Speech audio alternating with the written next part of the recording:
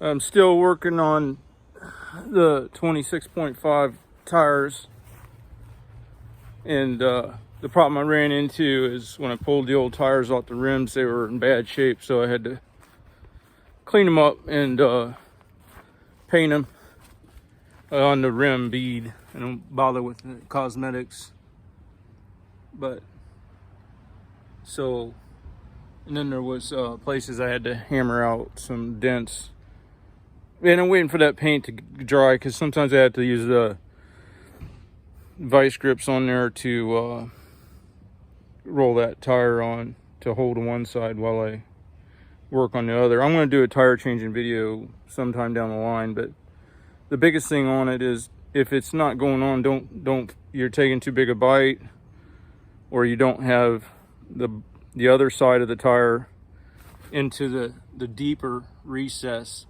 so that you can't have the other side up here and be trying to pry this side on. You got to have the other side down in this lower area that gives more weight to the other. That's two of the biggest things. But the reason I'm even shooting this is because, and I didn't want to get into tire changing stuff, is I wanted to show you the trick that I use for the fronts. You know, the little front tires are hard to break the bead off. So let me set this down here. I don't know, I'm not real good with this camera stuff. What I do is I weld a nut onto my tire machine, and I get an old axle bolt that's the right size. Yeah, it's not all that handy, especially when you got this up here. See, that's what's conflicting with what I'm trying to do here. But anyway, what you do then is you put that, and where you got that nut welded on there, then you screw that on, and then that lets you, when it's screwed down, that holds the wheel firmly so that you can break the bead on one of these small tires, because otherwise they're pretty hard to do. You might be able to do them in a vise, but this I've found to be the best way for me. So that's the only reason that I'm even videotaping right now, was to show you that little hack type thing, you know. I mean, that's what I use anyway. So yeah, I'm waiting for this paint to get more dry, and then gonna mount up them big fatties, the big 26.5s Carlisle Ultra Tracks. And then I'm going to finish up that video that got cut short yesterday when I put these on. I'm splicing in, well, you already know this because you've already seen it, but I'm going to splice in what got cut off, which would have been right before what you're hearing right now. And then put the rears on to see about the clearance on the tanks, you know. All right, have a good one. All right, it's time. I'm done with lawns for today. It's Saturday, so it's time for to find out if the 26.5s will fit on the Super Z finally.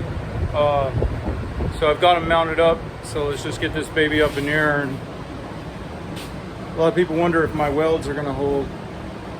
I don't know. I've never had a weld really break. My welds don't look that good, but you know. Hey, this could be the first time though. Wouldn't that be funny? So, like tail end of the video yesterday got cut off. The fronts are on there, and they clear the deck. They clear the forks. You know, they clear the front edge of the deck. Not a great amount of room, but I like the bigger diameter. I like them to get the mower up a little higher. So let me figure out where to put this, and we'll go ahead and take these wheels off. A little bit of planning here would have helped, huh? Here's a shelf that might work. I'm gonna put you guys right here, and hopefully you can see what I'm doing. Yeah.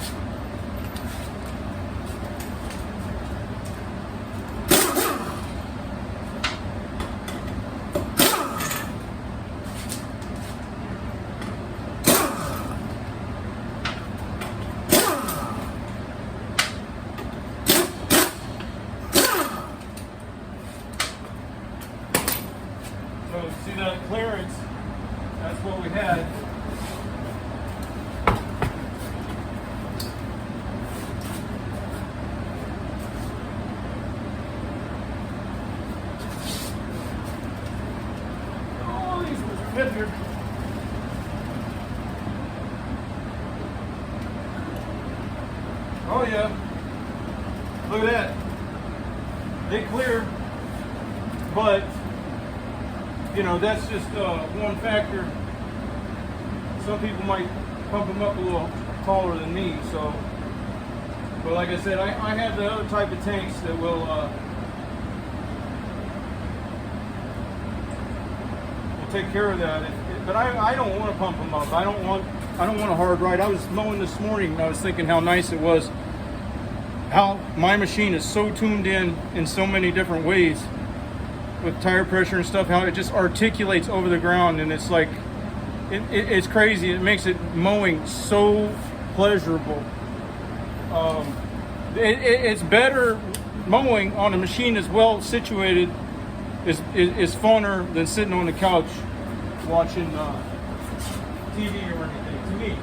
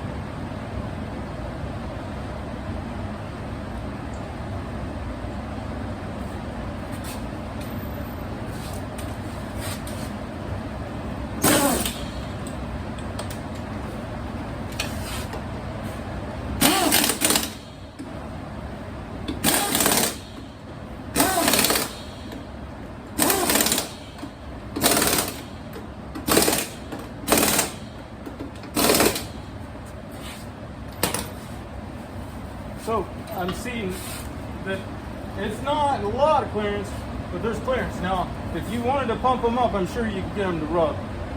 But also, something I want to show you, that every time when you inflate a tire and try to set the bead, especially on these Carlisles, you need to get that good gloss paint on there if the rim's in bad shape.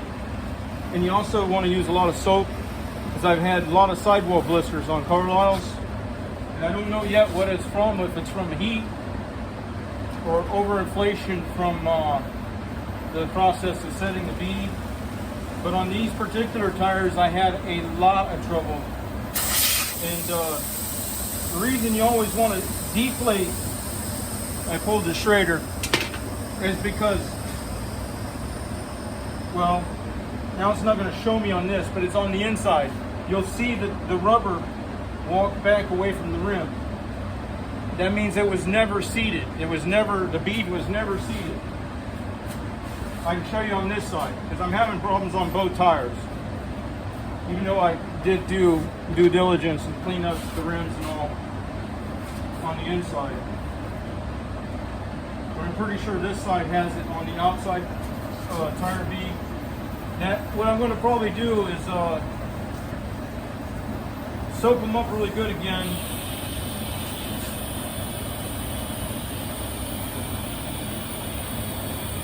So what you're looking for is for it to come away from the rim. And also, see your letters, if they look like they're sloping inwards, well, now that I want to demonstrate it, I can't seem to make it happen, but the bead is a problem on these. I'm going to have to go to a tire shop and use one of them where it blasts the pressure in. real quick.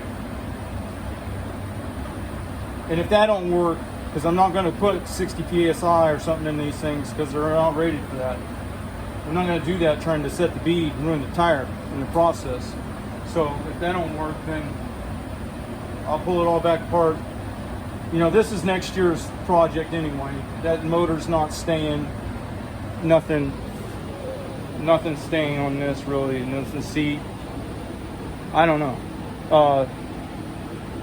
But that's a wrap on that, because that's what we wanted to know. I mean, it was just to find out if the tires would clear. For some reason, even though the Schrader's pulled on this tire, it's not deflating as rapidly as it should. That don't make sense. But I also wanted to show the beam that I built years ago. So let me take this out of the gimbal. All right, I'm back. That was a little, I almost dropped it. The beam that I built, that I'm using on this, it lets you, I built the, where the winch is connected, I built the carrier so that it can slide along and you can roll your, whatever you're working on, all the way down the beam. And then the beams I got out of the scrapyard, so they're all potted, you know, got potting scale rust. They had scale rust, and I cleaned them all up. And I welded caps on the top so that the upper beam could bolt to the upright beams. And then when I was putting those beams in, it doesn't look that bad when it's in place. But that upper beam, trying to put it in with what I had at the time, was about one of the sketchiest things I ever did. Yeah, you would have had to been here, but it was, yeah, I almost lost control of that beam, and the mass that it has, it would have done some serious damage. So, all right, you have a good one.